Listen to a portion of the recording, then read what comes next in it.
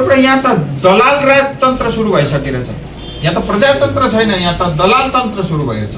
यो पहाडमा यो प्रकारको दलाल तन्त्र हामीहरू पहाडलाई दलाल तन्त्रबाट हामीहरू मुक्त गर्छौं र जति पनि सरकारी सेवाहरू छ त्यसको प्रणालीलाई हामीहरू डिजिटल र पारदर्शिता का साथमा हामीहरू जनताका लागि इज अफ लिभिङ होस् र इज अफ गभर्नेन्स र डिजिटल गभर्नेन्स हामीहरू पेश गर्छौं पनि म भन्न चाहन्छु। मैले अघि धेरै कुराहरू जनताको समक्ष राखे, ती सबै कुरालाई म यहाँ भन्न चाहदिन। अनि म अर्को के भन्छु, हामीले भोट जिते पनि हामीसँग 1 रुपैयाँको पनि घमण्ड छैन, 1 पैसाको पनि घमण्ड छैन। अनि रिस धेरै छ, तर त्यो रिसलाई पनि हामीहरू क्षमामा परिवर्तन गरेका छौँ।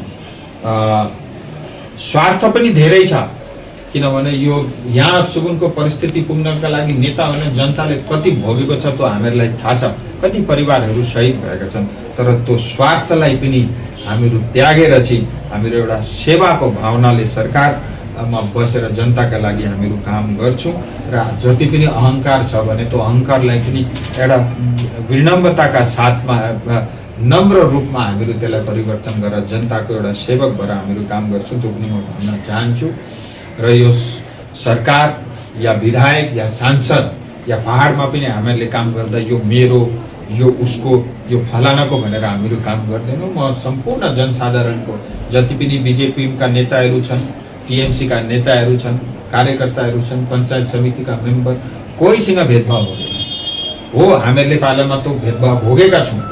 हामीहरूका पञ्चायत प्रतिनिधि चुनेकाहरूले त्यो प्रकारको फन्ड पाएनन्, स्किम पाएनन्, एमपी नेटको पैसा रोकिँदै एमएलए फन्डको पैसाहरू रोक्ने काम भएको छ। तर त्यो प्रकारको एउटा बदलाको भावना लिएर होइन, एउटा परिवर्तनको भाव लिएर हामीहरू काम गर्छौँ।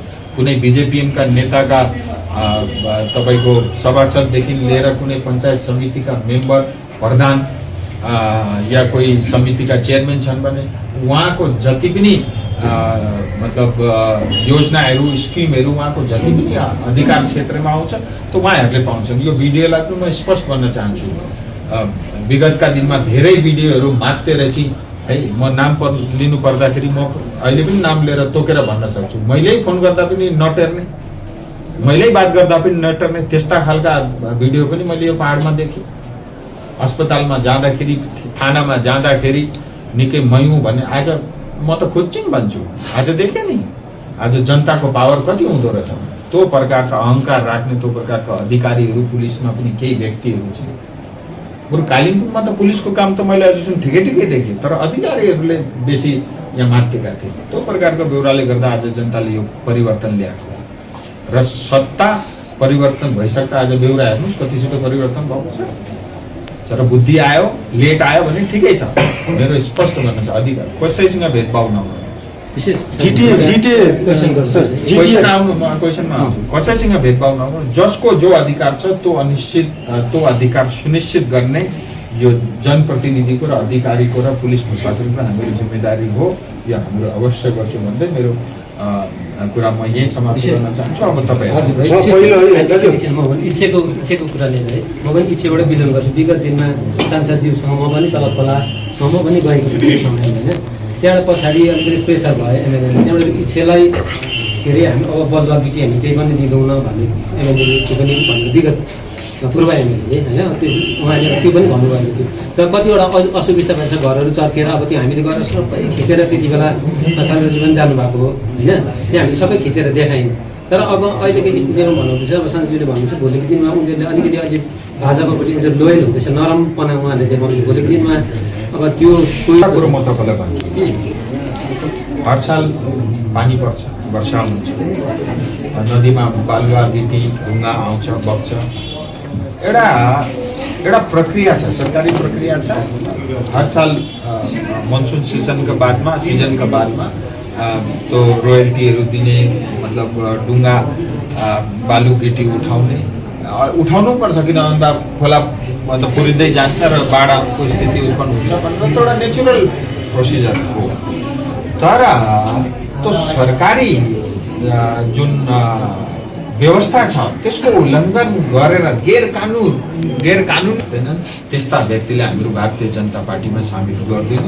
यो स्पष्ट अडान हो पार्टीको, किनभने यो पार्टी यो जनताले गर्दा जनताले तय गर्छ, जनताले मन पराउँछ कोही व्यक्ति जनताका लागि कसैले। किनभने बिजेपीमा धेरै सभासद छन्, धेरै नेताहरू छन् होला जनताको लागि काम गरेका, त्यस्ताका लागि म केही भन्न चाहदिनँ। तर जुनले भ्रष्टाचार गरेका छन्, जुनले जनतालाई जेसीबी चढाएका छन् जनतामाथि, जनताको अधिकारमाथि, त्यस्ता व्यक्ति कहिले पनि भारतीय जनता पार्टीका सदस्य हुँदैन। जिटी उत्पन्न भएको छ इच्छे गाउँ, मैले स्वयं पनि त्यो खोलामा है ढुङ्गा टेक्दै उफ्रिँदै त हिँडेको मैले। अब 400 करोड रुपियाँ डिजास्टरको आएको रहेछ। 400 करोड रुपियाँले त धेरै काम हुन सक्छ, तर त्यो 400 करोड रुपियाँ कहाँ गयो आज मलाई त्यसको पनि छानबिन गर्नु पर्दैछ। र त्यो प्रकारको मैले भन्थेँ नि त्यतिखेर 5 सालमा 6000 करोड रुपियाँ डिजास्टरको पैसा पाउँछ पश्चिम बङ्गाल सरकारले। र डिजास्टरको सबभन्दा बेसी पैसा भनेको त्यो आम्फान आउने जग्गामा र पहाड, त्यो 6000 करोड विशेष गरेर यो दुईटा स्थानका लागि धेरै मात्रामा आउँछ। तर त्यो फन्ड आउँदा पनि त्यो फन्डको मिसयुज भएको छ। भविष्यमा त्यो फन्डले इच्छे गाउँलाई कसरी सुरक्षित राख्ने त्यो व्यवस्था हामीले भाजपाले यहाँ जित हासिल गरेको 14 दिन बितिसक्यो है। 3 दिनमा 2 दिनमा जिटिए खारिज हुन्छ भनेको, अनि अहिलेसम्म जिटिए खारिज भएको छैन। जिटिए त हेर्नुहोस्, तपाईँ हामीहरू, तपाईँ पत्रकार, म पनि एउटा नेता, हेर्नुहोस् है, जिटिए त खारिज भइसक्यो। 4 तारिक रूपमा म आउँदैछु त त्यसमा। अब तपाईँले सोध्नुभयो, मलाई भुल्न दिनुहोस्, किनभने उत्तर दिने अरू कोही छ भने तपाईँ सोध्दै बस्नुहोस्, उसको बारे माग्नु होला। हेर्नुहोस्, आधिकारिक रूपमा पनि रिजल्ट 4 मईको दिनमा जब रिजल्ट आउट भयो, जिटिए खारिज भइसक्यो। जिटिए चाहिएन, जिटिएका विरोधमै यो मत खसालिएको हो, यो मत पाएको एउटा कुरो। भने अर्को खारिज गर्नका लागि एउटा प्रक्रिया छ, सरकारी प्रक्रिया छ। त्यसको नियम कानुनको हामीहरू उल्लङ्घन नगरी त्यो नियम कानुनको प्रक्रिया पालन गरेर हामीहरू लिगल्ली त्यसलाई खारिज गर्छौँ। तर भए पनि आज कुर्सीमा बस्ने मान्छेको मोरल राइट चाहिँ, नैतिक अधिकार चाहिँ उहाँहरूले गुमाएका छन्, यो पनि म भन्न चाहन्छु। भन्दै आज खारिज नभए पनि मैले जुन कुरा अघि राखेँ, मरेको लास हातमा नभएको, बुझ्नुभयो नि, ढुकढुके नभएको, मुटु नभएको लास जस्तै मात्रै छ आज जिटिए। के छ भने त्यो मात्रै होइन नि, हामीलाई विकल्प पनि चाहियो नि त। यसको जिटिएको विकल्प चाहिँ के हो? अब के चाहिँ गोर्खाको समस्या चाहिँ के समाधान गर्छ त भाजपा सरकार आएर? अब यो हो नि त मेन मुद्दा त। अब तपाईँले सही प्रश्न गर्नुभयो। अर्को अघिको पनि प्रश्न सही थियो नि, गलत भनेको होइन नि। र मैले जसरी आज कुरा राखेँ, किनभने चुनावले गर्दाखेरि इन्टरलोकेटरको प्रोसेस 2 महिनाको लागि रोकिएको थियो आचार संहिता लागेको बाद, र इन्टरलोकेटरको अलरेडी आगमन सिलगढीमा भइसक्यो। जसरी मैले अघि कुरा मञ्चदेखि राखेँ, अब आज बेलुकैदेखि नै इन्टरलोकेटरले आफ्नो प्रोसेस सुरु गर्नेछ। र एकचोटि फेरि पनि आएर चाहिँ यहाँ सम्पूर्ण पोलिटिकल पार्टी अरू जनसाधारणलाई, अरूले पनि कसैले भेट्न केही बाँकी छ भने उहाँहरूले भेट्न पाउँछन्। जितेका साथीहरूले फेरि पनि निमन्त्रण पाउँछन्, भेटे राम्रो हो।